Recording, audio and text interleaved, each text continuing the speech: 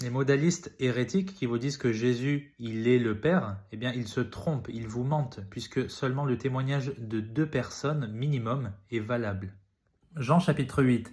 Et si je juge, mon jugement est véritable, car je ne suis pas seul, mais avec moi est le Père qui m'a envoyé. Il est aussi écrit dans votre loi que le témoignage de 2 hommes est véritable. Et écoutez ça, c'est moi qui rends témoignage de moi-même, le Père qui m'a envoyé rend aussi témoignage de moi. Donc soit Jésus il est schizophrène, il est complètement fou, soit il y a 2 personnes distinctes. Choisissez.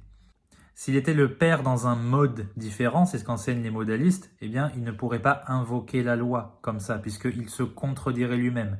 Si Jésus est le Père, il y a une seule personne, donc son témoignage ne pourrait pas être vrai d'après la loi. Parce que la loi, elle est parfaite, et Jésus, qui est aussi l'auteur de la loi, ne va pas la contredire, il est venu accomplir la loi. Imaginez qu'il y a un certain Stéphane qui soit convoqué au tribunal pour un crime.